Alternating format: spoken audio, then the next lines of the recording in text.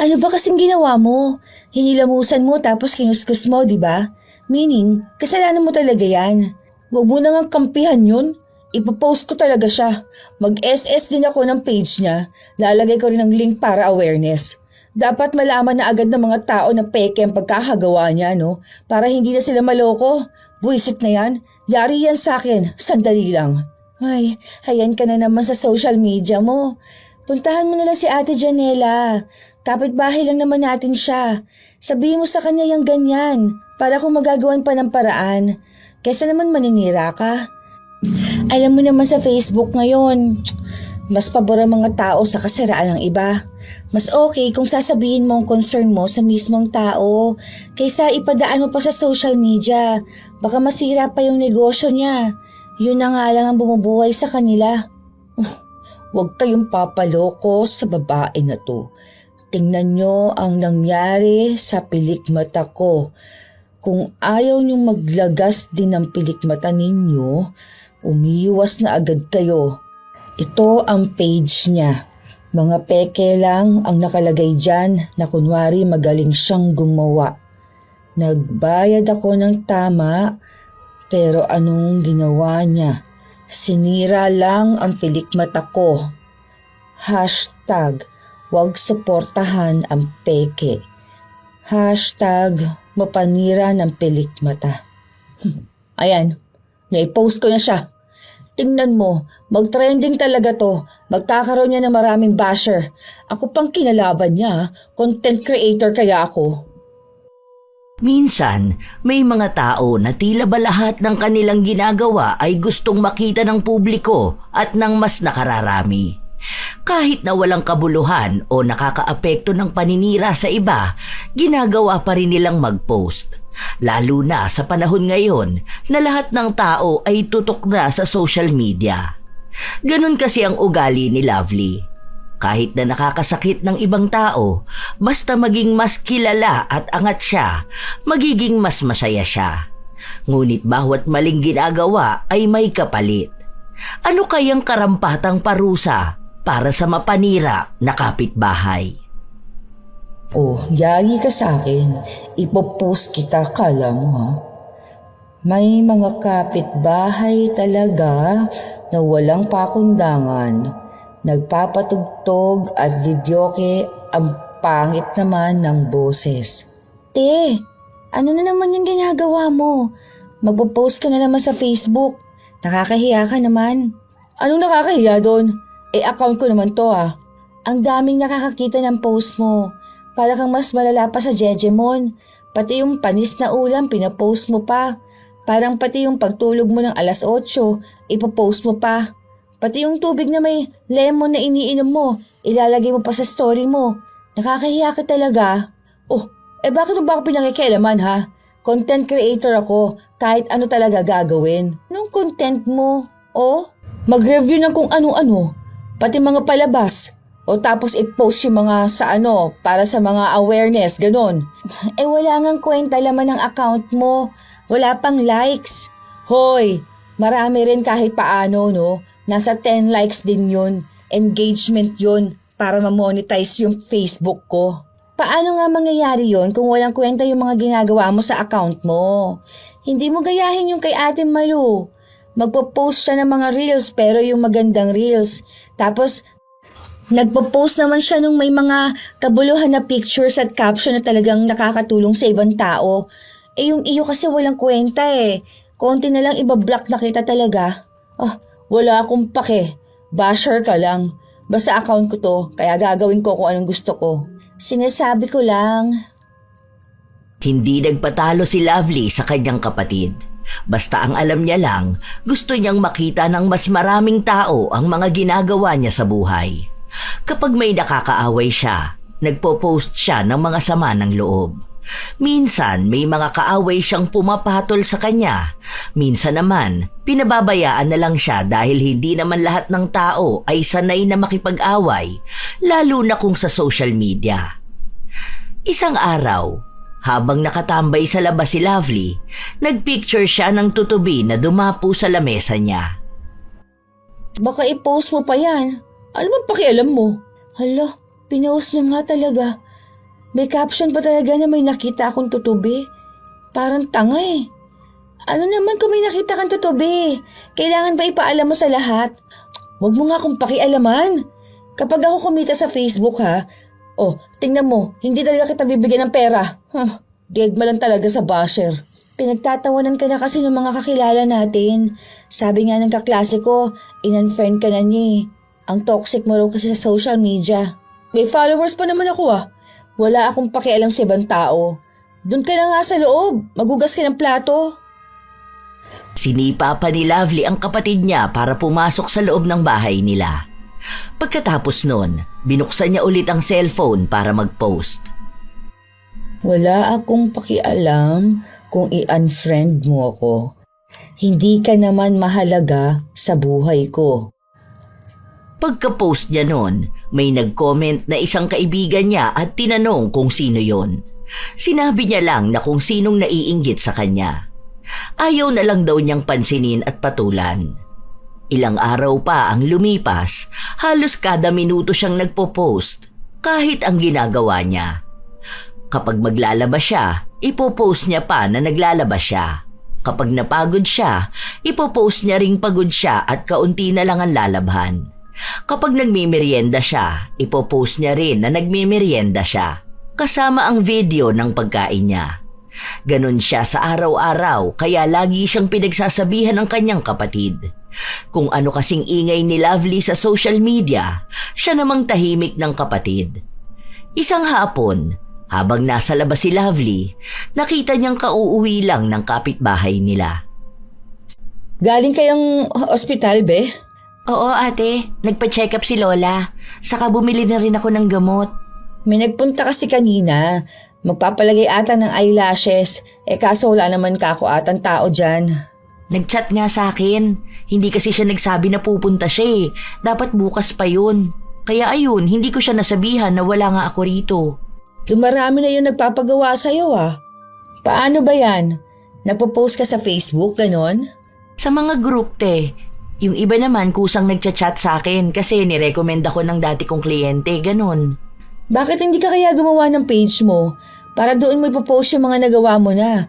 Para kapag may nakakita tapos nagustuhan nila, pupuntahan ka nila rito. Meron ako ate, kaso nasa 10 likes lang ata yung page ko. 10 likes lang? Grabe naman yun. Ako followers ko naman 10K na eh. Mas sikat pa ako sa'yo na may business. Hindi ko naman hangad ang kasikatan. Saka naka-private din naman yung account ko. Hindi ako pala post. Ang pinopost ko lang sa mga page yung mga gawa ko. Saka customers lang naman ang hanap ko. Hanggat may dumarating sa akin, masaya na ako. Malaking tulong kasi nito sa amin ni Lola. Lalo na at kaming dalawa na lang ang magkasama. Ako lang yung inaasahan niya eh. Sa bagay, hindi naman para sa lahat ng kasikatan. Pagkapasok ni Janela sa loob ng bahay nila, nagpost na naman si Lovely. Bakit kaya may mga tao na umaasa sa iba? Kapag matanda ka na, dapat hindi ka nagiging pabigat sa apo mo. Ewan ko rin kung bakit hindi sila nagplano sa buhay nila noong kabataan nila. Kaya kapag ako, hindi ako papayag na sasalo ako ng matanda. Wala pa akong anak, dapat enjoy lang sa buhay. Hindi pwedeng sabihin na porket lola, dapat nang akayin. Ayan, okay na yan. Sana mag-trending to. Tapos magbigay sila ng stars sa akin. Tapos maraming engagement para naman magkaroon na ako ng content monetization. Gusto ko na kumita sa puro post. Maya-maya lang ay may mga nagkomento na sa post niya. Higit sa inaakala niya. May mga sumang-ayon sa kanya pero meron namang mga nagpaliwanag kung bakit may ibang tao na ginagawa yon. Habang dumarami ang taong nakakapansin ng post niya, nagiging masaya naman siya. Kaya bigla niyang naisip na mas epektibo pala ang ganong klase ng post. Mas nakakahatak siya ng mga tao. Sinubukan niya ulit. Ipinost niya ang tungkol sa pagkaing binili niya.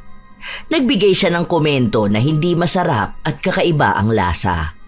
Ginaya niya lang ang mga post na nakikita niyang may mga halong paninira na hindi halata.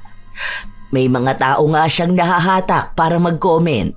Sinabi na ganong klase raw ang gusto nilang makita. Yung nagsasabi ng totoo, hindi gaya ng iba na sinasabing maganda para lang sabihin na dayuhin ang lugar na yon. May nakita na akong gagawin ko para dumami ang followers ko. Ay, bahala ka dyan, te. Basta ako, in-unfollow kita. Mga walang kwentang post ang nakikita ko dun eh.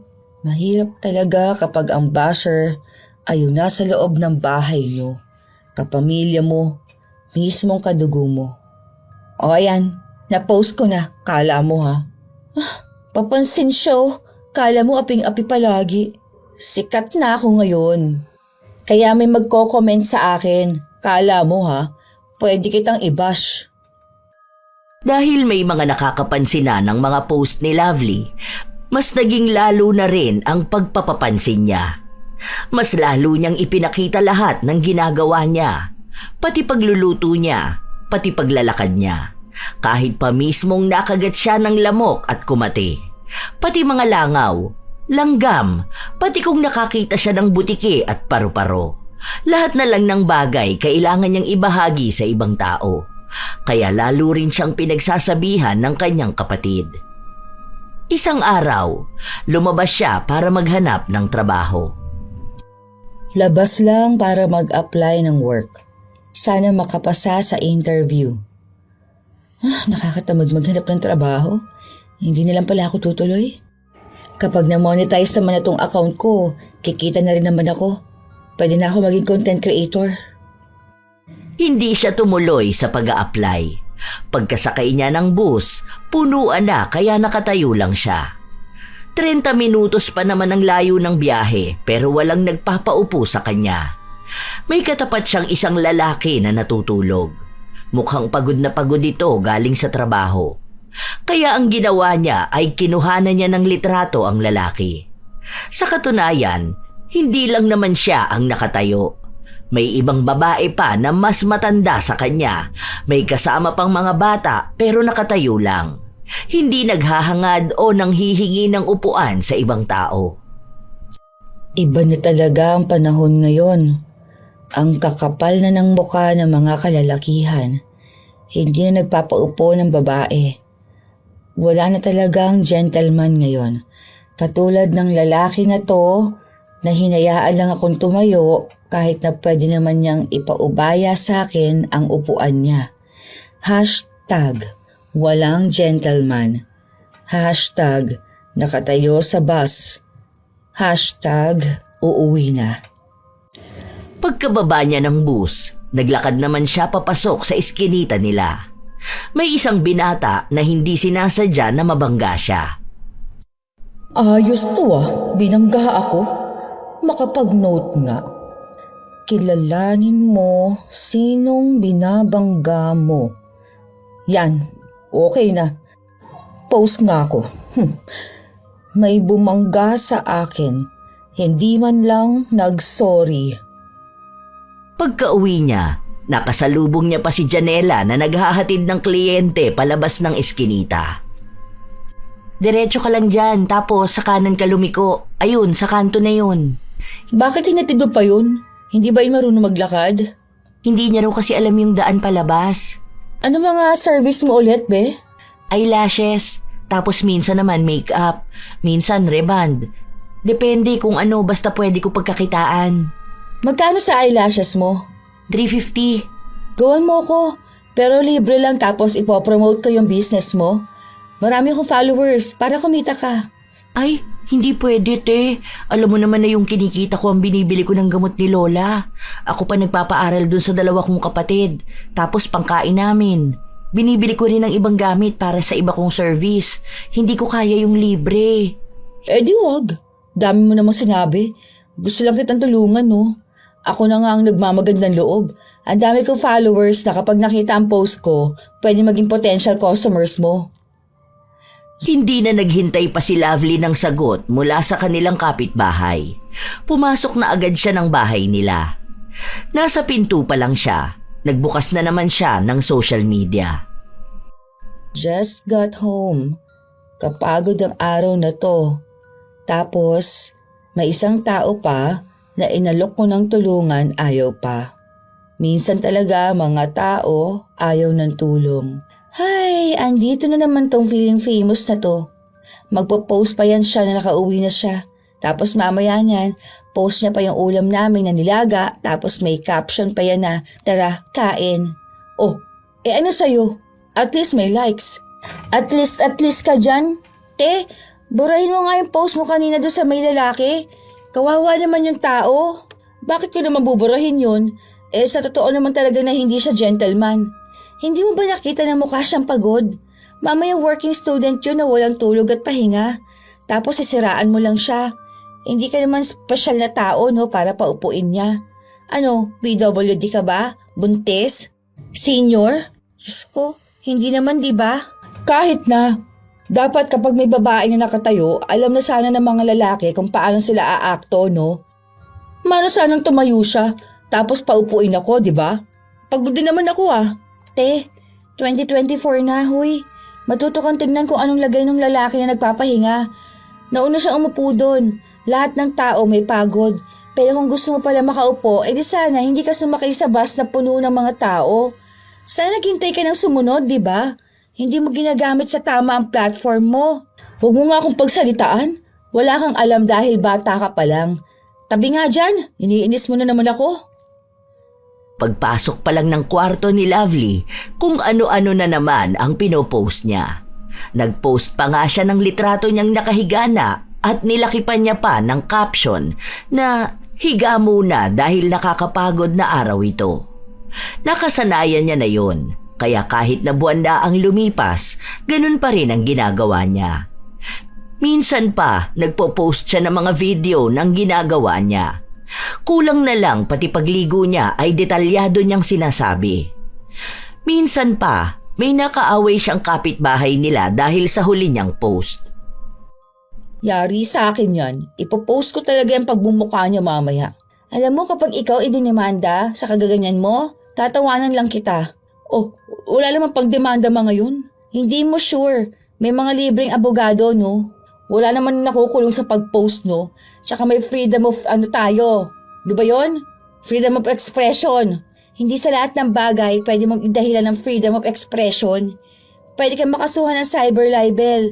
Kapag nag-post ka ng pagmumukha ng iba tapos pangit ang mga sinasabi mo, pwede nila maging ebidensya yon. Basta may screenshot sila. Dagdag pa ang Data Privacy Act. Hindi lang yan. Marami pang pwedeng ikaso sa'yo, no? Lalo na kumuha ka ng picture na walang pahintulot. Intentional pa ang pangungutya mo sa tao. Hindi mo alam yon, di ba? Hindi ka kasi nag-aral na mabuti noon. O tapos ngayon, nilamon ka ng social media. Akala mo porket may freedom of expression tayo, pwede mo na gawin kahit na mali. Hoy, dami mo alam. Bahala ka sa buhay mo. Ang daming ang gumagawa nun. Bakit wala namang nakulong, di ba? Invento lang yung mga act na yan, no? Walang ganyan sa totoong buhay. Bakit, abogado ka ba, ha? Hindi naman. Ay, bahala ka dyan. Kapag ikaw talaga nakatsyempo ka ng katapat mo, aba, kawawa ka talaga.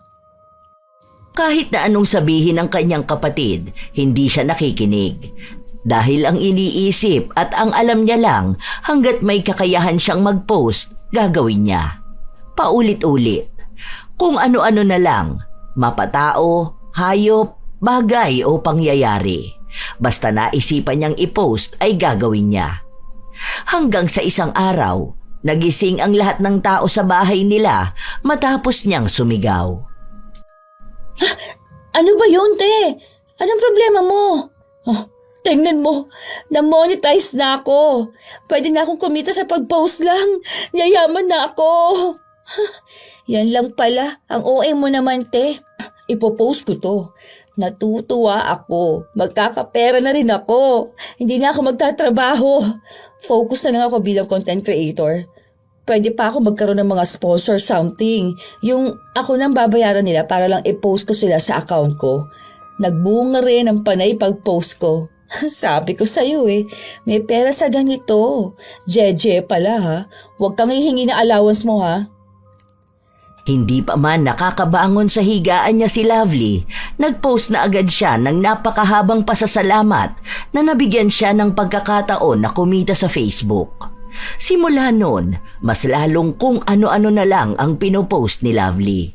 Kukuhanan niya ng litrato o kaya video ang walang kwentang bagay sa kanya ipopost para panoorin ng mga sumusubaybay sa kanya. Kada may like o kaya comment, ipopost niya rin. Basta may laman lang palagi ang kanyang account. Isang beses pa, may kapitbahay na naman siyang kinaiinisan. Ipopost ko to. I-delete ko na lang mamaya. Nakakainis talaga kapag may kapitbahay kang inggitera at intrimidita. Papansin masyado. Napakaarte at nakakapikon. Hindi makaintindi, tapos mukhang dugyutin pa.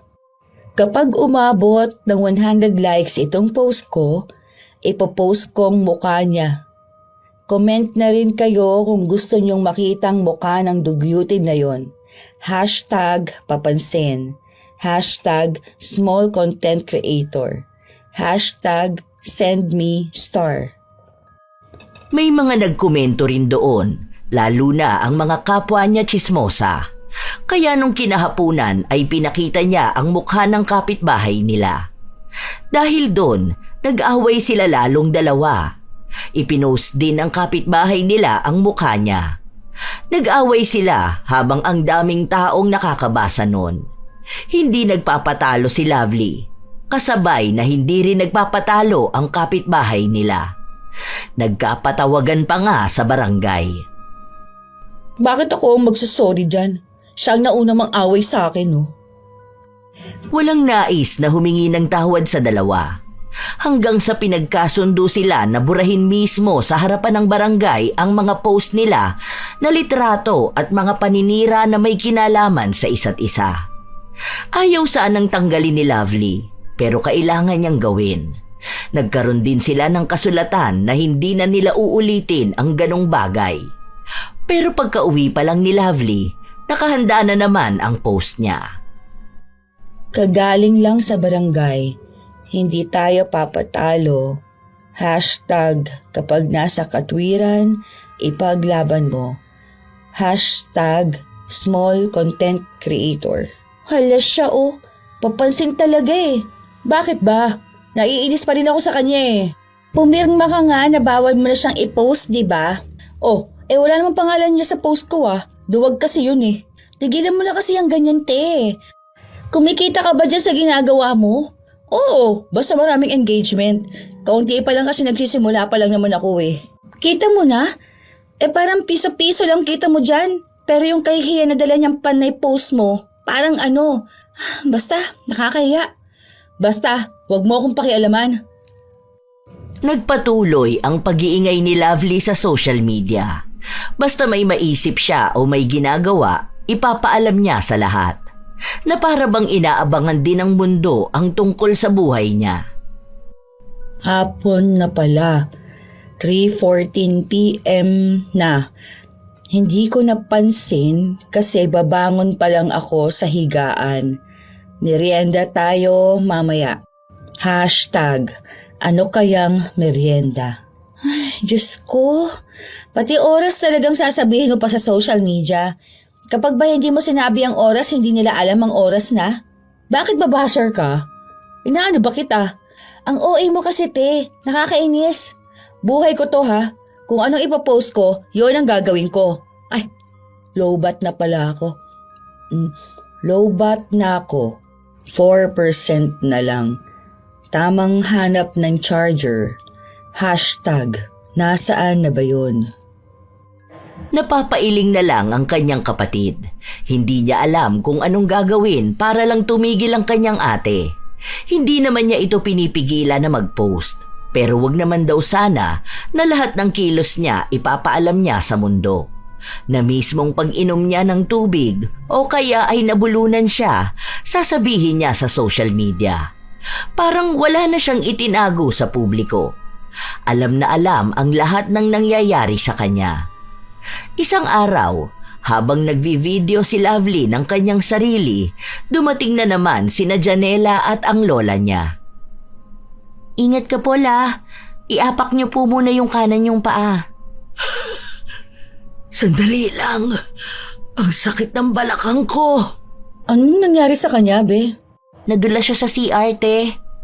Kumusta naman? Okay na ba? Okay naman na kahit paano.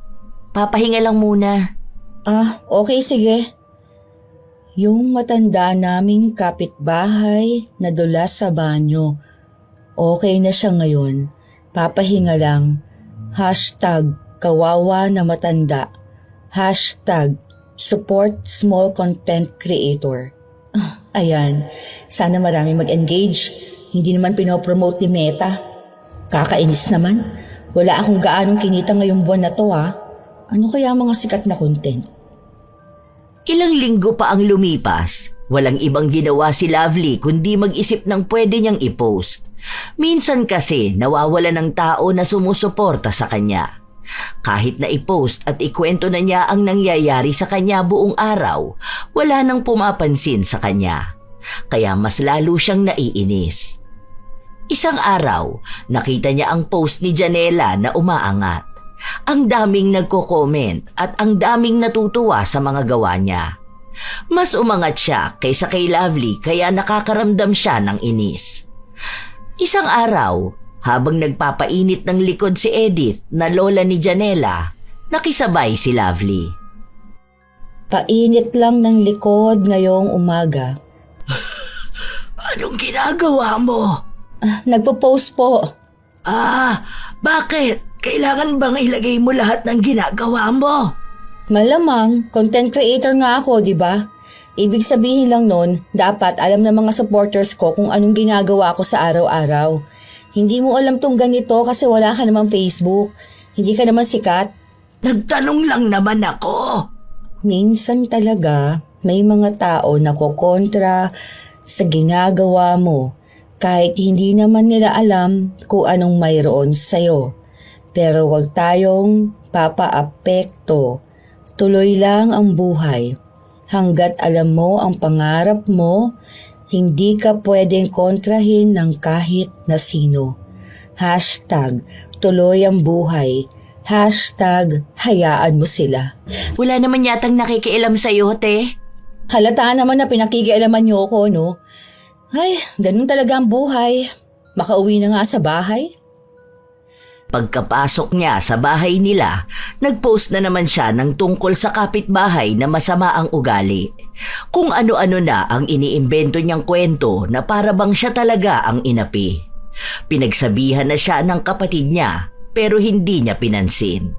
Hanggang sa hinayaan na lang siyang gawin ang gusto niya. Pinaghahanap na rin siya ng trabaho dahil halos 1 taon na siyang tambay sa bahay nila at walang naipapasok na pera. Isang araw, nakita niyang ang daming tao sa bahay ni na Janela. Mga kliyente na nagpapagawa sa kanya. Ang daming tao sa bahay nila Paldo siya dyan. Masipag naman kasi si Ate Janela. Talagang todo bigay siya sa negosyo niya. Buti pa siya, may ginagawa sa buhay. Hindi lang yung panay post na walang katuturang bagay. Kikita rin ako dito sa ginagawa ko. Sinabi mo na yan Wala ka pa ngang nagiging sahod dyan. Ano? Nakaabot ka na ba ng 1,000 dyan? Wala pa naman, di ba?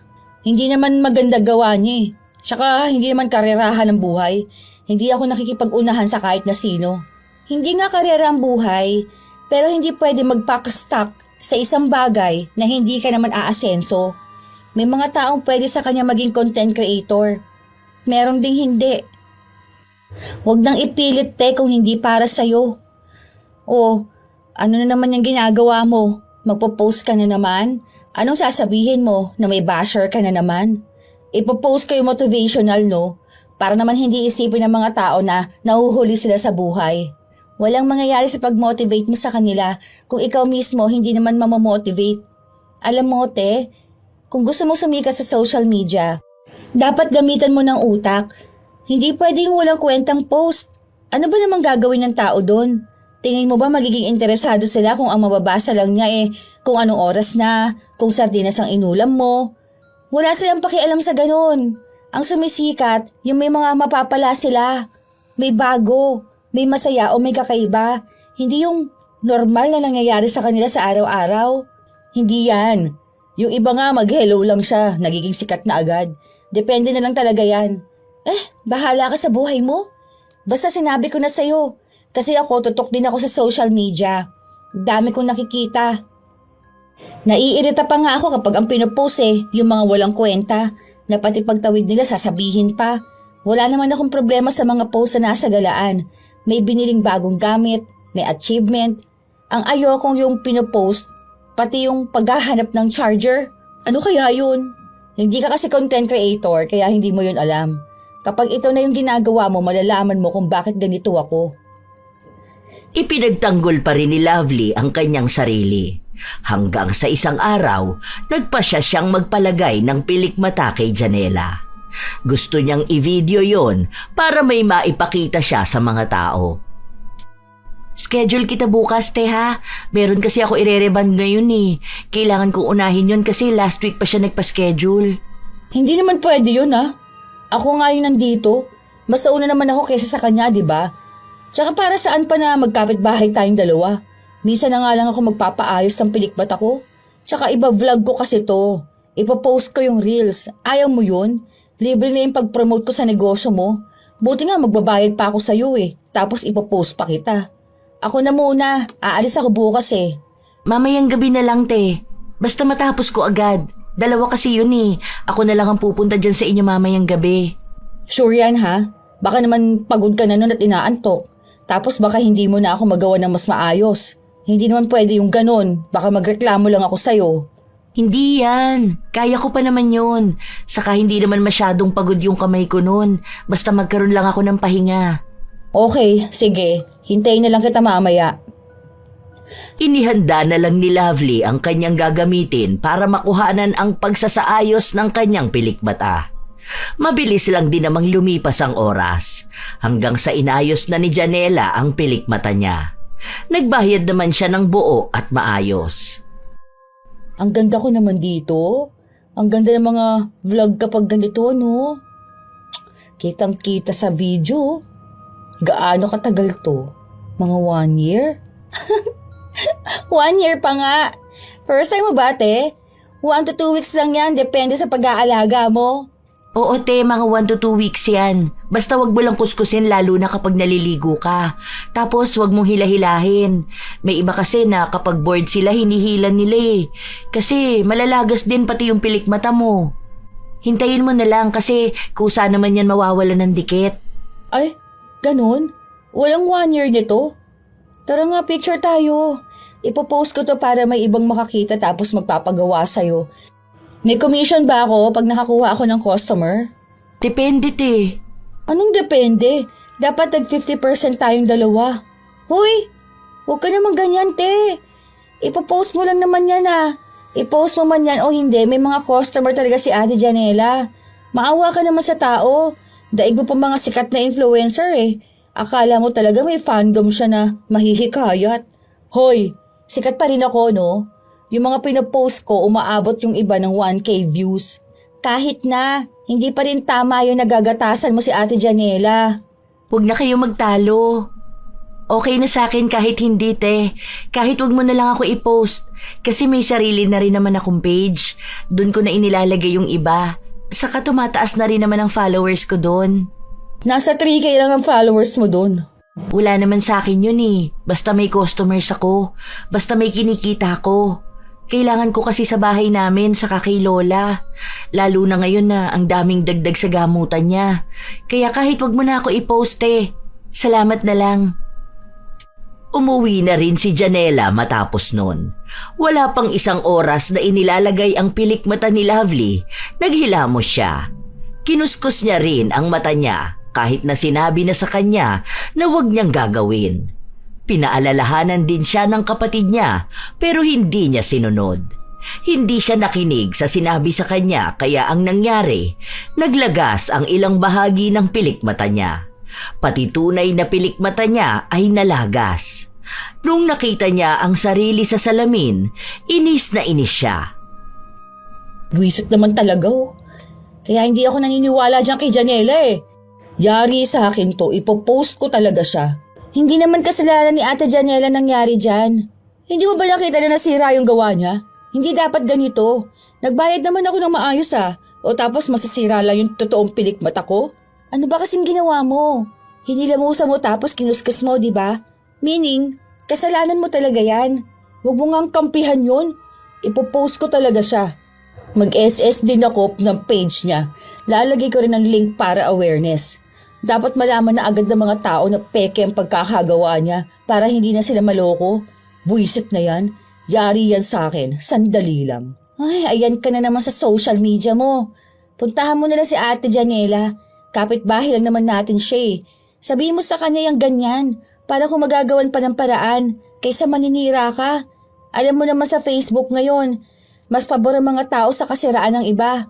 Mas okay kung sasabihin mo ang concern mo sa mismong tao kaysa ipadaan pa sa social media. Baka masira pa yung negosyo niya. Yun na nga lang ang bumubuhay sa kanila. Huwag kayong papaloko sa babae na ito. Tingnan ninyong nangyari sa pilikmata ko. Kung ayaw niyong maglagas din ang pilikmata niyo, umiwas na agad kayo. Ito ang page niya. Mga peke lang ang nakalagay dyan na kunwari magaling siyang gumawa. Nagbayad ako ng tama pero anong ginawa niya? Sinira lang ang pilikmata ko. #wag suportahan ang peke. #mapanira ng pilikmata. Ayan, naipost ko na siya. Tignan mo, mag-trending talaga to, magkakaroon niya ng maraming basher. Ako pa ang kinalaban niya, content creator kaya ako. Talagang ipinost mo siya? Hindi ka na naawa sa tao. Ginagamit mo talaga yung platform mo para sa ikasira ng iba. Ewan ko sa'yo, ang pangit ng ganyang pag-uugalit eh. Kinaumagahan, pagkagising ni Lovely, ang daming notification. Lahat galing sa post niya tungkol kay Janela. Grabe naman to. Umabot ng 30k reacts. Tapos nasa 4k ang comments. Ang dami. Hala, ano sabi dito? Kaya ako naniniwala ako na hindi dapat suportahan yung mga ganyang negosyo. Hindi na nga sila nagbabayad ng tax, ganyan pa sila. Oh, tama. Hindi naman registered yung business niya. Ito pa comment. Ang arte mo naman. Mukhang sinadya mo lang naman tanggalin yan para ipamukha na nalagas talaga. Ilang taon na ako nagpapa-eyelash, alam ko kapag sadya ang pagkakatanggal. Ah? Mas marunong ka pa sa akin ha, teka. Delete ko comment mo at ibablock kita. Buti pa tong ibang tao sang-ayat kinakampihan ako. Habang nagbabasa si Lovely, nakarinig siya ng pagkatok sa pinto nila. Mag-isa lang siyang naiiwan sa bahay dahil nag-aaral ang kapatid niya habang ang ina naman nila ay nagtatrabaho. Tumayo siya para buksan ang pinto. Nakita niya si Janela. Te, pabura naman ako ng post mo. Ayusin ko na lang yung pilikmata mo. Hindi ko naman alam bakit ganyan ang nangyari. Wala pa kasi nagre-reklamo sa akin na ganyan. Sana sinabi mo na lang sa akin kagabi. Aayusin ko naman yan eh. Pakibura mo na lang yun, te. May negosyo kasi ako eh. Kailangan ko yun. Kahit ibalik ko na lang binayad mo sa akin. Please, te. Ayoko. Hindi pwede yung ganyan. Bakit kasi hindi mo inayos? Alam mo na nga na content creator ako, di ba? Sana kasi inayos mo yung trabaho mo. O ngayon, naniniwala ka na may impluwensya ako? Parang awa mo na, te. Masisira ako niyan. Hindi ko na kasalanan yun, no? Basta ako nag-post ako para lang malaman nila. Maging lesson na lang yan sa'yo. Halos lumuhod na si Janela sa pagmamakaawa niya, pero hindi siya pinansin ni Lovely. Paano yun buburahin ni Lovely kung yun ang unang beses niyang makakatanggap ng ganun karaming pansin sa publiko? Ang daming pumapanig sa kanya, ang dami ring pinupuna siya. Pero kada kontra sa kanya, binubura niya ang mga yon. Mas gusto niyang makita ang kasiraan ni Janela. Mag-post kaya ulit ako? Ang lakas ng loob, hindi pa rin siya tumitigil, guys. Kawawa naman yung mga naloko niya. Mabilis lang din at dumami ang komento at reaksyon ng mga tao.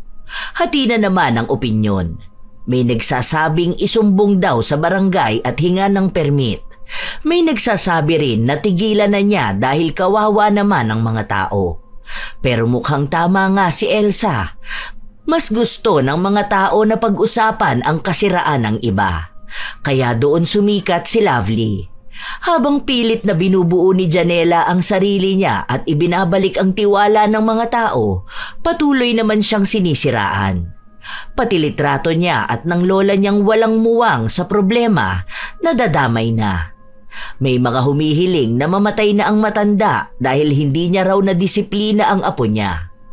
Isang hapon, nasa bahay lang si Lovely at tuwang-tuwa siya sa mga nababasa niyang masasakit na salita patungkol kay Janela. Maya-maya, dumating ang kapatid niya. Te, burahin mo na yun. Grabe na pambabash ng mga tao kay Ate Janela. Bakit ko naman buburahin? Sikat na nga ako. Kumikita na yung account ko. Ang dami ko ng followers at reactors. At talagang masaya ka pa sa ganyan? Aba, syempre, no? Gusto kong sumikat at kumita eh. Anong pakialam ko sa ibang tao? Nagkakaroon ng depression yung tao, te. Ay, gusto kong content yan Magpo-post nga ako mamaya na depressed ako dahil sa mga ginawa ni Janela sa akin. Ang insensitive mo talaga, no? Pati yung seryosong bagay ginagawa mong content. Hanip namang pag-uugali yan. Una, nanira ka ng kabuhayan ng iba. Tapos sinahayaan mo lang yung iba na magsalita ng masama dun sa tao na wala namang ginawang masama sa'yo. Ngayon, magpapaawa ka pa sa social media na depressed ka? Te, may mga tao na totoong ganyan ang nararamdaman. Hindi yan challenge sa Facebook na gagawin mong katuwaan lang. Ano ka ba naman? Matanda ka na. Mag-isip ka naman. Wala akong pakialam. Hanggat may nakukuha akong atensyon sa iba at sumisikat na ako, wala akong pakialam sa ganyan. Bakit? May mga influencers nga rin na gumagawa lang ng eksena para pag-usapan sila, di ba? Nakuha ko na yung atensyon ng mga tao, kaya makukuha ko na rin kung anong gusto ko para sa kasikatan at sakita ko. Inis na inis si Elsa pero wala siyang magawa. Pinagsabihan na rin ng kanyang ina si Lovely dahil naaawa na ito sa kapitbahay nila. Pero sadyang matigas ang puso ng dalaga. Masaya siya sa atensyon ng tao. Masaya siyang may nagagalit sa iba. Ang katwiran niya, hanggat hindi siya ang nakararanas, hindi siya magiging apektado. Hanggang sa ilang linggo ang lumipas, wala nang nagpapagawa kay Janela. Wala na ring nagpupunta sa kanila dahil ayaw na madamay sa pambabatikos ng publiko. Tuwang-tuwa si Lovely dahil siya na ang naging sikat at kumikita. Hindi na rin lumalabas si Janela dahil natatakot siyang bigla na lang may pumuna sa kanya sa labas. Hanggang sa isang araw, may kumatok sa pinto nila. Pagbukas ni Lovely, ang nakita niya ay ang lola ni Janela. Ano na naman kailangan mo? Hindi ba kayo nagsasawa na guluhin ako? Maawa ka naman sana sa apo ko. Hindi na siya makakain at makatulog. O wala naman akong ginagawa sa kanya. Nag-post lang naman ako ng honest review. Binabas siya sa Facebook. May mga chat din siya na natatanggap at pinagmumumura siya. Hindi naman nila kilala ang apo ko. Bakit gano'n sila magalit? May masama ba siyang ginawa sa'yo? Hindi ba madadaan sa maayos na pakiusapan? Hindi ka ba marunong magpatawad? Ay, wag niyo na nga akong guluhin. Basta ako, maayos ang buhay ko. Anong pakialam ko kung nababash ang apo mo? Pakibura na lang yung post mo. Ayusin mo naman ang pangalan ng apo ko. Wala yan, hindi talaga. Bahala kayo dyan. Kahit na sinong makiusap sa kanya, hindi niya pinakikinggan. Matapos niyang bumalik sa kwarto, nagbuka siya ng video na ipopost niya. Nagpanggap siyang aping-api at umiiyak. Hindi ko na alam ang gagawin ko, guys. Nade-depress na ako. Hindi na ako makatulog ng maayos. Bakit ako ang inaatake ng iba? Bakit sa akin galit na galit ang mga kamag-anak ni Janela? Minsan na lang ako magsasalita dahil natatakot na ako sa kanila. Pinagbabantaan nila ang buhay ko. Yung lola niya, sabi pa sa akin kukulamin ako. Guys, kung ano man ang mangyari sa akin, Kayo na ang bahalang humusga. Basta ang alam ko lang, wala akong masamang ginagawa. Hindi ko na alam. Baka hindi na muna ako mag-Facebook. Baka magbubura na ako ng lahat ng social media ko. Ilang beses niya pang inulit ang pag-iyak niya para magmukhang totoo nga. Matapos nun, nag-post din siya ng mga video na umiiyak siya at pinapatungan ng mga nakakalungkot na musika. Nakita niyang magandang gawain yun dahil nakukuha niya ang simpatya ng mga tao. Naaawa sa kanya at sinasabi sa kanya na lumaban lang siya sa buhay. Kahit na ang totoo, hindi naman talaga siya nakakaramdam ng mali. Walang umaaway sa kanya. Dahil walang tugon si Janela o kahit na anong post, inakala ng mga tao na hindi niya pinagtatanggol ang sarili niya dahil totoo naman. Ang hindi nila alam, hindi lang sanay si Janela na magpaawa sa social media. Ayaw niya rin magkalat. Isang araw, nagpunta na naman si Janela sa bahay ni na Lovely para makiusap sa kanya. Kapansin-pansin ang pagbagsak ng katawan ni Janela. Ano naman bang kailangan mo? Nung nakaraan yung lola mo, tapos ngayon ikaw naman? Te, nakaluhod na ako sa'yo. Parang awa mo naman. Kailangan ko ng kabuhayan. Ako lang mag-isang bumubuhay sa pamilya ko. Yung lola ko ilang araw na siyang hindi nakakainom ng gamot. Wala ako ibang makuhang pera na maipantutusto sa kanila. Yung mga kapatid ko, hindi na nakakapasok sa eskwela dahil pati sila nababash. Maawa ka naman, te. Ilang buhay ang nakasalalay sa post na ginawa mo. Parang awa mo na. Ano bang gusto mong gawin ko? Kahit halikan ko pa yung paa mo, basta alisin mo lang yung paninira sa akin. Uy, talaga ba? Kaya mong halikan ng paa ko? Oo, kahit na ano gagawin ko, basta tanggalin mo lang yung post tungkol sa akin. Sige nga, wait lang. Bubuksan ko lang ang video ko. Habang binubuksan ni Lovely ang kanyang cellphone, bigla namang dumating ang kanyang kapatid. Hoy, Ate Janela, ano ka ba? Huwag kang lumuhod dyan. Tumayo ka dyan. Bakit ba ginagawa yan? Wala kang kasalanan. Papansin ka na naman, Elsa, ha? Nakita mo na nga nakahalikan niya yung paa ko eh. I-video ko lang para may pang-reels ako. Ang kapal naman ng mukha mo. Nakakahiya na kapatid kita. Ano bang akala mo sa sarili mo, ha? Diyos ka ba? Humihingi siya ng pakiusap sa akin. Kailangan niyang paghirapan yon. Ang sama ng ugali mo. Ikaw na nga nakagawa ng masama sa isang tao. Kung ako sa inyo, Ate Janela, kasuhan mo yan para naman makulong siya. Ba, hindi pwede yung ginagawa niyang ganyan. Ang dami niyang danyo sa dapat pagbayaran. Hindi kasi nag-iisip yan eh. Nakakayang malaman ng iba na ganyan ang ate ko. Kailangan ko kasi talaga magkaroon ng kabuhayan ulit eh.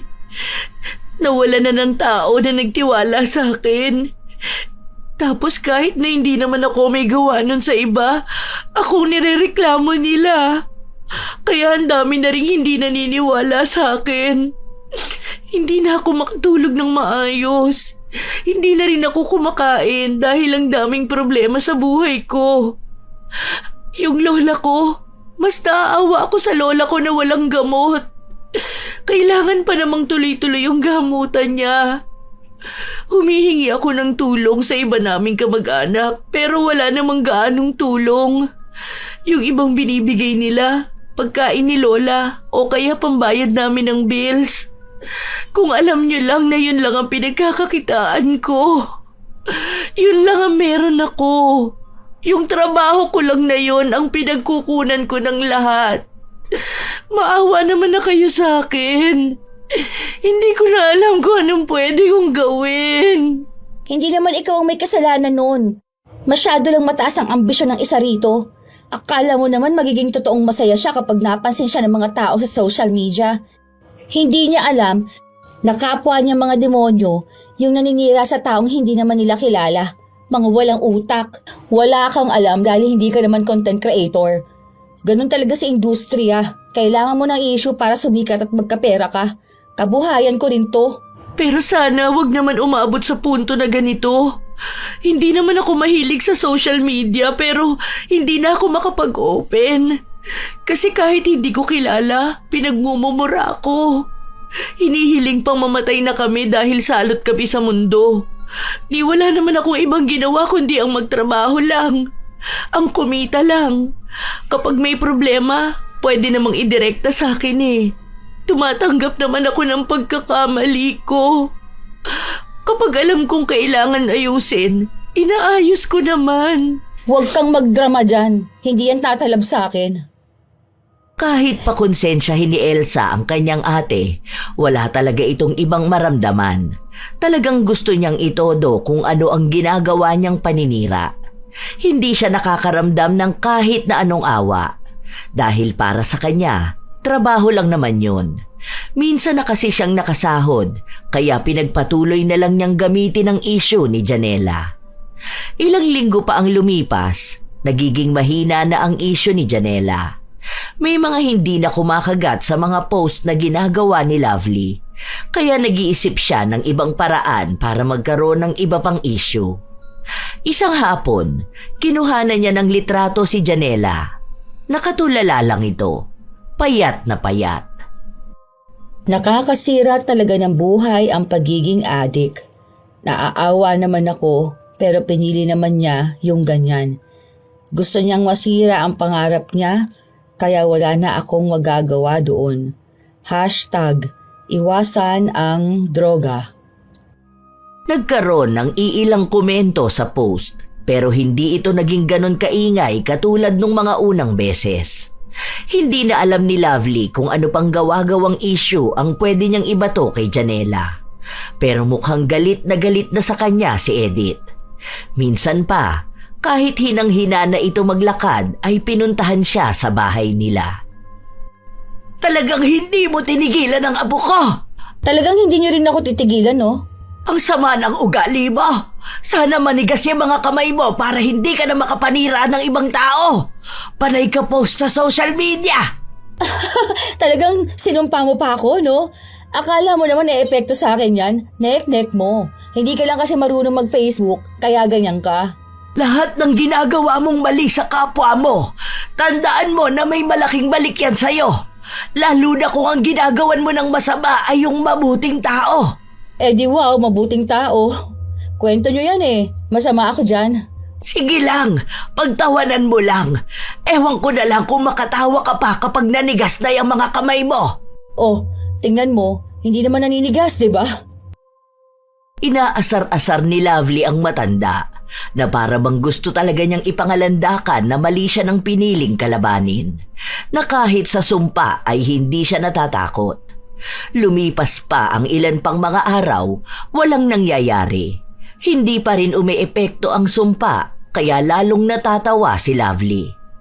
Isang araw, habang nasa labas sila kumakain, may nakita siyang isang lalaki na kumakain mag-isa. Kinuhanan niya ito ng video. Sino na naman yan? Huwag mo ipapost yan. Nako, baka makulong ka na talaga, ate. Alam mo ba na nasa 12 years ang tagal ng pagkakakulong ng isang tao kapag kinasuhan siya ng cyber libel? Sus! Kunwari lang yung ganyan. Wala namang nakukulong sa ganyan, no? Tsaka, katuwaan lang naman tong ganito, no? Kasi tingnan mo, mag-isa lang siyang kumakain. Nakakahiya yun. Ako, ayoko mag-isa lang akong kakain, no? Dahil nakakahiyang walang kasama. Ano yun? Walang kaibigan? Walang pamilya? Hindi ba pwedeng kumain siya mag-isa? Dahil gusto niya na mag-isa lang? Wala naman sigurong batas na nagsasabi na hindi pwedeng kumain mag-isa, di ba? Ako nga kumakain din ako mag-isa eh. Nakakaawa na ako noon. Palibasa duwag ka. Matanda ka na, yung utak mo nakakulong lang sa social media. Wala ka sa reality. Oh, edi ikaw nang matapang. Basta wag mo ipopost yan ha. Mukha pa namang mayaman yan. Kapag yan nakakita ng abogado, yari ka talaga. Bahala ka sa buhay mo. Hindi ka namin dadalawin sa kulungan ha. 12 years ka doon. Hindi ka rin namin bibigyan ng multa. Magkano atang multa doon? Nasa 200k yata. Takot ka naman masyado, katuwaan lang naman to. Hindi nakinig si Lovely.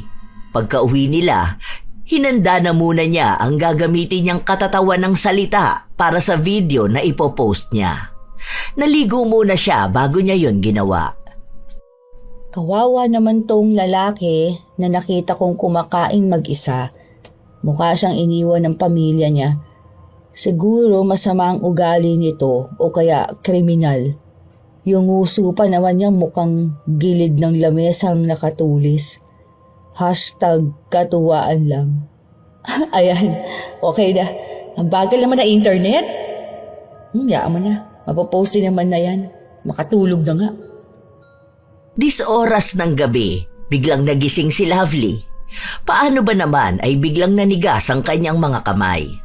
Akala niya nung una ay namamanhid lang, pero nananakit talaga ang mga buto-buto. Hindi niya maigalaw ng maayos ang kanyang mga daliri. Aray ko. Sakit naman ito. Ay, sa lamig ba to? Napilayan atang kamay ko. Aray! Hindi niya maitikom ang mga daliri niya dahil sobrang sakit. Hindi siya makahawak masyado ng kahit na ano.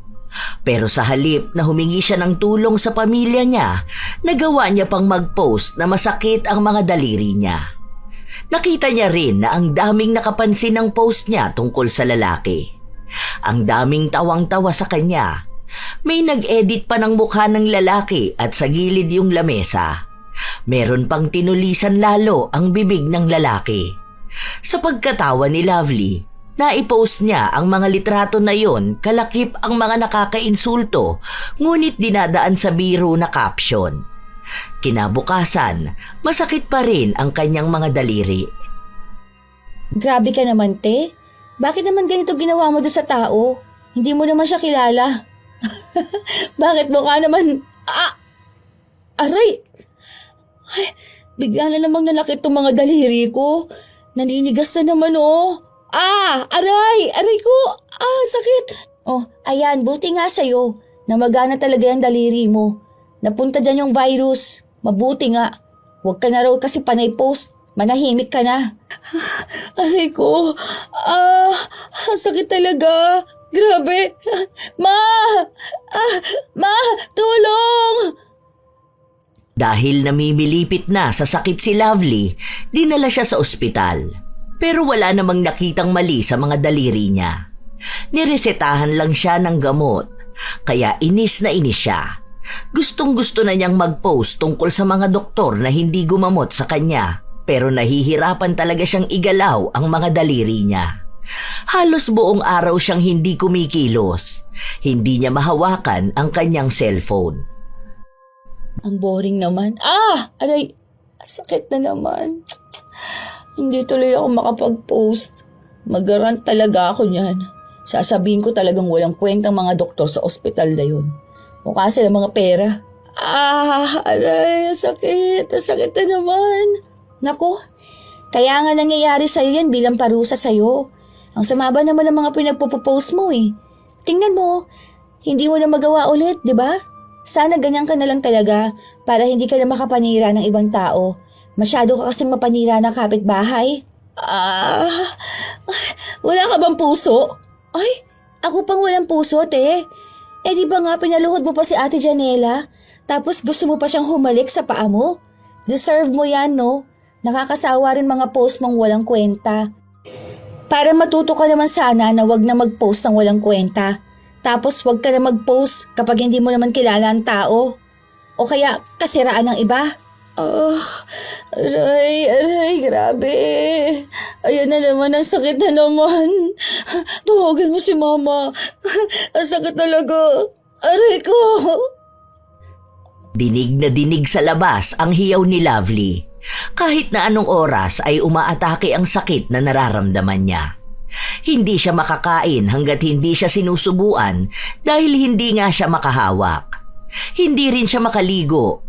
Hindi niya malinisan ang kanyang katawan.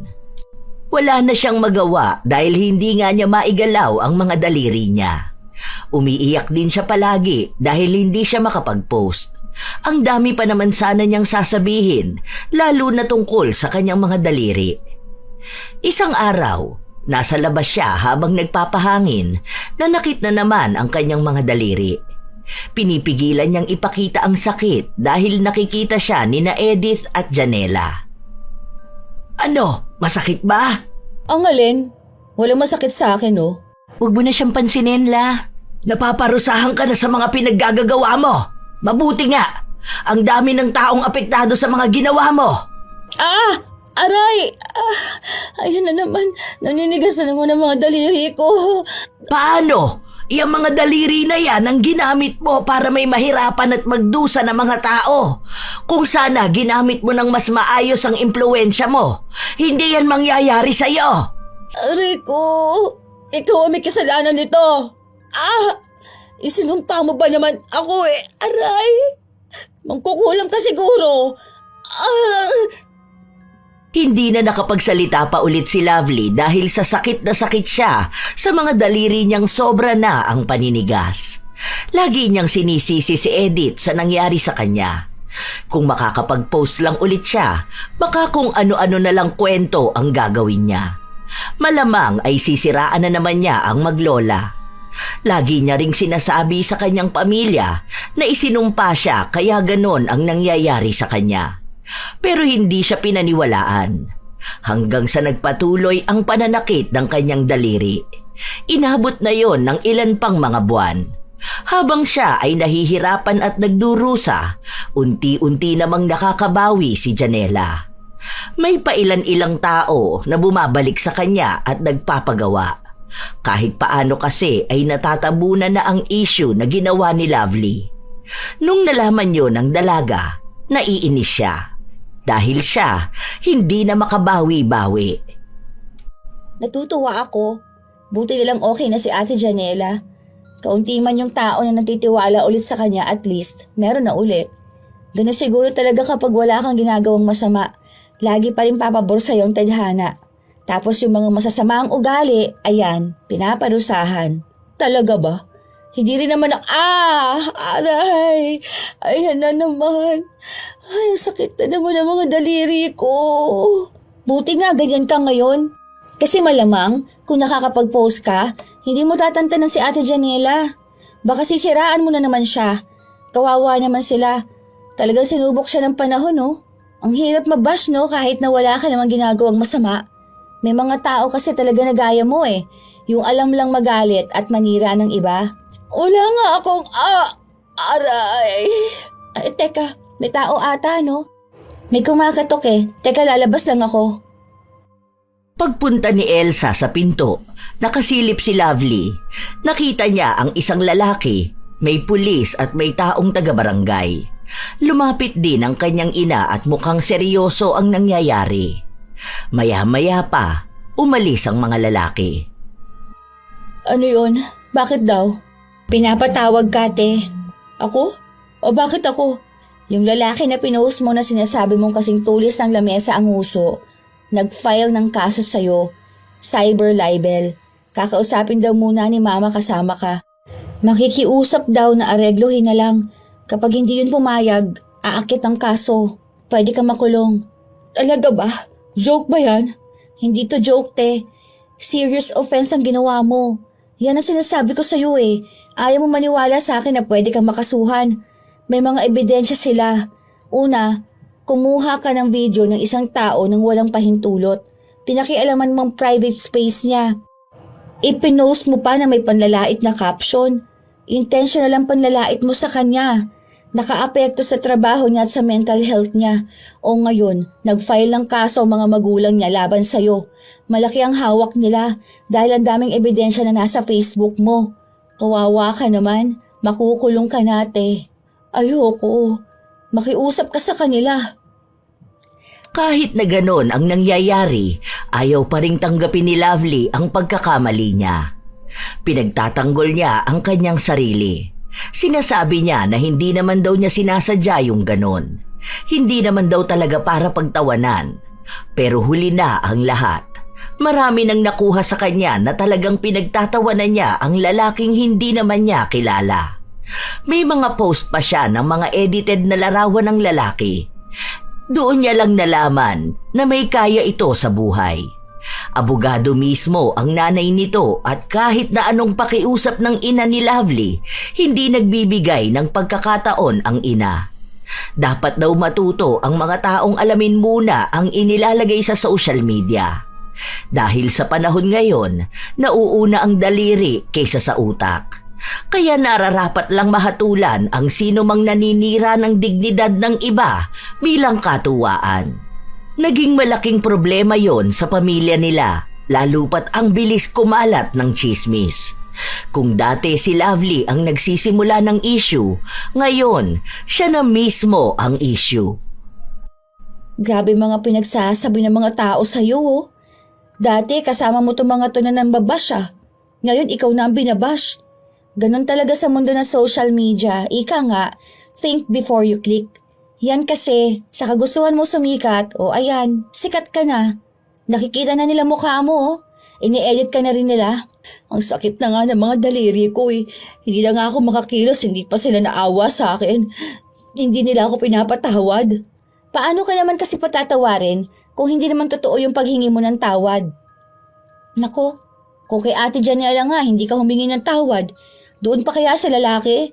O ano, nakakita ka ng katapat mo ano? Hindi ka kasi naniniwala na may seryosong kaso yung mga ganun eh. Paninira sa tao yun. O ayan, abogado pa pala ang nanay. Hindi na madaan sa pakiusapan. Okay lang yan. Siguro naman makukulong ka niya ng mga 6 years lang. Kunwari kung makukulong ka sa 2025. Bali mga 30-31 siguro makakalabas ka na. 41 ka na nun. Hindi ka nakakatuwa Oo, hindi rin naman nakakatuwa yung ginawa mo. Bakit yung iba, hindi naman nakukulong? Te, may mga journalist nga na nakulong dahil sa cyber libel. Ano bang akala mo sa batas?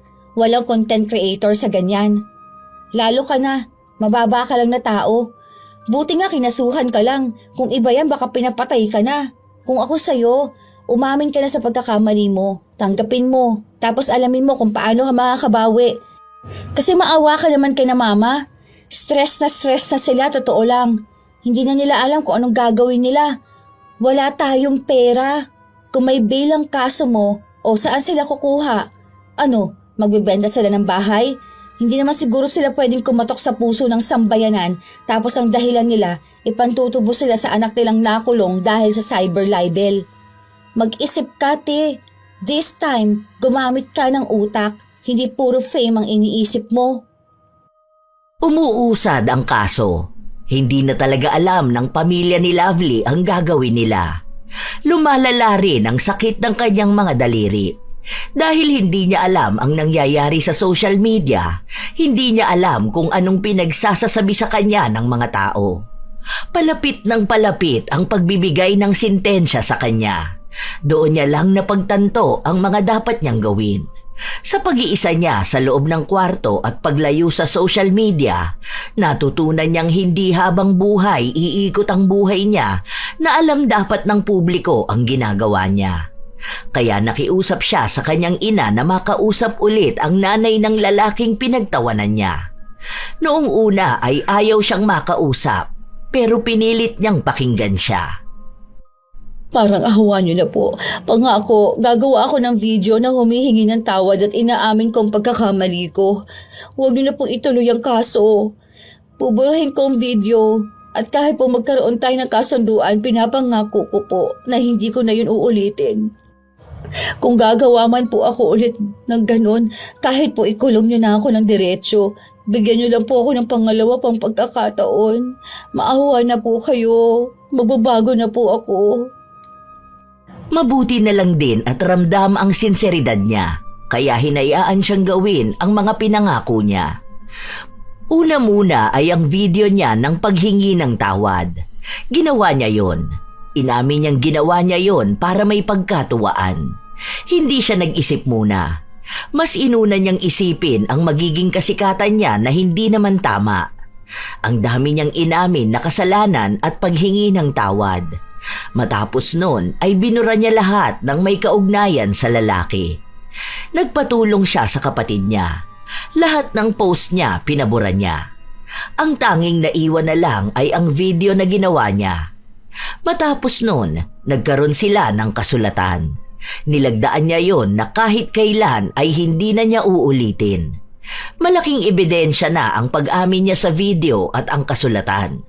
Kaya sa oras na gawin niya ulit yun, makukulong na siya. Nakahinga na sila sa problema na yun, pero hindi pa sa sakit niya. Aray, ang sakit na naman. Aray ko po. Alam mo, te, feeling ko kailangan mo rin talagang humingi ng tawad kina Ate Janela, tsaka pala sa lola niya. Kasi sa totoo lang, isa sila sa may pinakamalalang pinagdaanan eh. Sila yung talagang unang tao na nasira mo. Ano naman ang gagawin ko? Ganun pa rin ba sa ginawa ko na public apology? Oo. Tapos yung personal sana. Para naman kahit papaano makita nila yung sinseridad mo. Tapos magbago ka na talaga. Humingi ka ng tawad kay Lord. Baka sakaling gumaling ka, di ba? Ganon lang yung naisip ko. Katulad nga ng sinabi ng kapatid niya, yun mismo ang ginawa niya. Humingi muna siya ng tawad na ipinost niya sa social media. Inamin niyang siya talaga ang may mali. Hindi niya lang matanggap at sinisi niya kay Janela. Ang dami niyang inamin na alam niyang magiging dahilan para lalo siyang kagalitan ng mga tao. Matapos nun, pinuntahan niya mismo si Janela sa bahay nila. Hindi ko alam kung mapapatawad mo pa ako. Pero sorry Pasensya na kung nagpabulag ako sa kasikatan na bigay ng paninira ako sa ibang tao. Pero inayos ko na kung ano yung mali ko. Hindi kita minamadali na magpatawad, pero sana dumating yung araw na maghilom yung mga sugat na naibigay ko sa'yo. Patawarin mo ko. Hindi ako taong mapagtanim ng galit.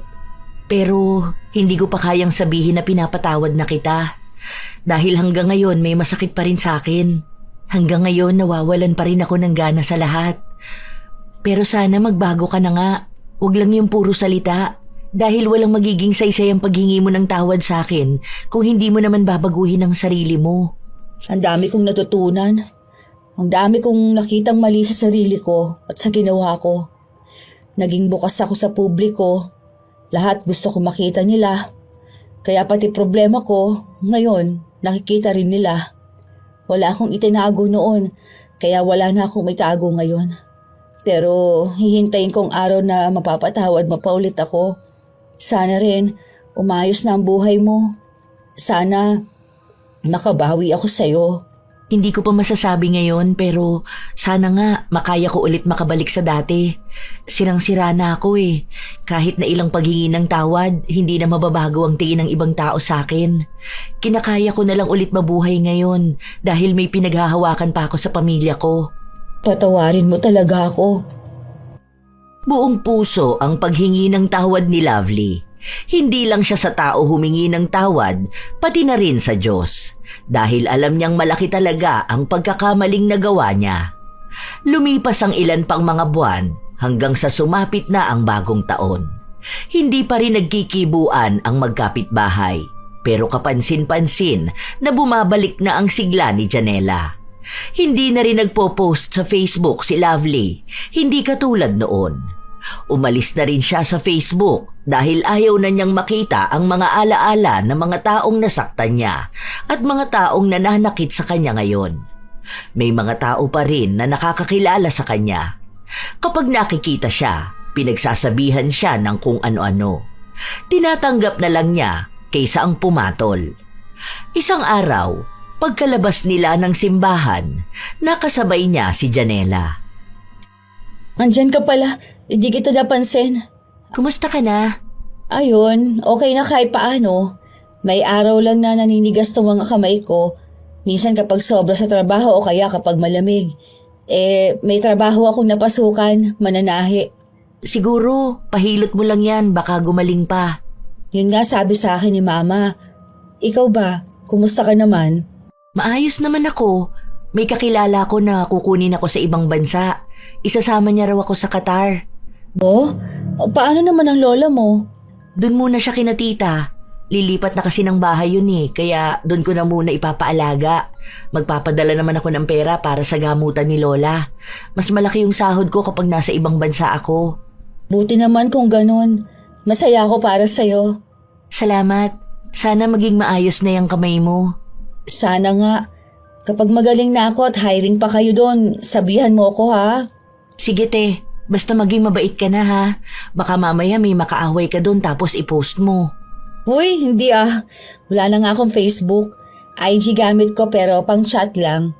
Tapos sa TikTok ako nakatambay. Ganon. Pero yung sa Facebook, wala na. Umalis na ako. Baka mamaya matukso na naman ako eh. Ang toxic ko pa naman na tao. Basta huwag ka na uulit sa ganon. Lalo na ngayon, ang daming issue na puro na lang post sa Facebook. Kung hindi lang dahil sa paghahanap ng customers, baka umalis na rin ako sa Facebook. Kaya nga, dun ko nga napagtanto na ang saya palang lumabas sa social media. Kumbaga, noon nakadepende doon ang buhay ko. Ngayon mas masaya na ako kasi hindi ko na kailangang idepende sa ibang kasiyahan ko. Hindi ko na kailangang ipaalam sa kanila yung ginagawa ko. Kaya dapat lagi mong tatandaan, think before you click. Sabi nga sa akin ni Elsa, post wisely. Nakapagpatawad naman si Janela pero hindi sila naging magkaibigang dalawa. Hanggang ngayon, wala silang naging ibang koneksyon. Ang alam lang ni Lovely, naging maayos na ang buhay ni Janela. Habang siya, inayos na rin ang kanyang buhay. Umaasa siya na mawala na rin ang isyo niya sa kanilang lugar para makakilos na siya ng maayos.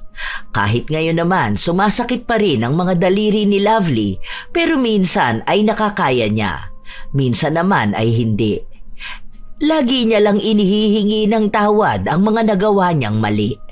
Lagi niyang kinakapitan ng Diyos para lang mawala ang anumang sumpa na nakakapit sa kanya. Sadya talagang may mga tao sa panahon ngayon na umaasa sa social media. Tila ba nagiging bukas na libro na kayang ipakita sa publiko ang anumang meron sila. Hindi iniisip ang mga bagay na maaaring makasira sa kanila o sa ibang tao bago mag-post.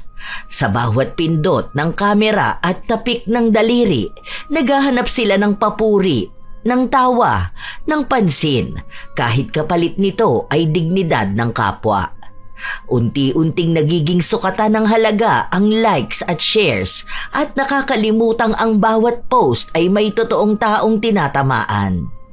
Sa mundong nilamon na ng tila ba pagkahumaling sa pagiging perpekto, nagiging normal ang manghusga, mangutya at gawing aliwan ang buhay ng iba. Hindi na mahalaga kung may nasasaktan, basta may nanonood. Hindi na mahalaga kung totoo, basta sumikat. Nakakalimutan na ang social media ay hindi lamang entablado ng aliwan, kundi salamin ng pagkatao. At sa bawat salitang inilalathala, may responsibilidad na kaakibat. Tandaan na ang buhay ay hindi laging nakabase sa nakikita sa social media. Dahil minsan, yon ay isang bahagi ng buhay na madaling mamanipula. May mga kwento pa rin sa likod ng bawat larawan at video na napapanood. Naway gamitin ito sa tamang paraan. Sa pagbibigay ng tunay at may saysay na post at hindi sa paninira at pagtawa sa iba. Dahil kahit kailan, hindi sa dami ng followers masusukat ang halaga ng isang tao, kundi sa kakayahan niyang gamitin ang utak at mag-isip bago magbahagi. Dahil lagi ring may parusa sa mga mapanira na kapitbahay. Kayo ba mga apo? Naranasan nyo na rin bang mabash at masira sa social media? Paano nyo ito hinarap? Ibahagi nyo naman ang inyong kwento kasabay na rin ang inyong komento at opinyon sa kwento. Naway may magandang aral itong naihatid sa inyo.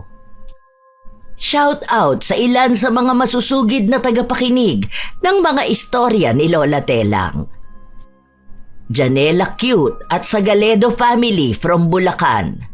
Carmencita Casas, May Fugaban, Tolentino Erwin, Jennifer Lopez, Cheryl Vertudazo from Bahrain, Dulce Imay, Sheina May Dayan Bronyo, Team Kawali na sina Chef Alan, Chef Delilah, Chef Richie at sa pinakapogi na si Boss Bubot from Pililla Rizal. Yasden Love, Joy Aniban, Rosel Sabanal, Jorin Enetorio, Jessica Ojerio from Tibiao Antique, MCL Department, Brenda, Mona Risa, Sharen at Arnie, Jane Laico, Carol Silorio, Christian De Jesus from Davao, Jonaline Dominguez, Nilda Dultra. Ito ang inyong Lola Telang at maraming salamat sa lagi ninyong pakikinig, mga apo.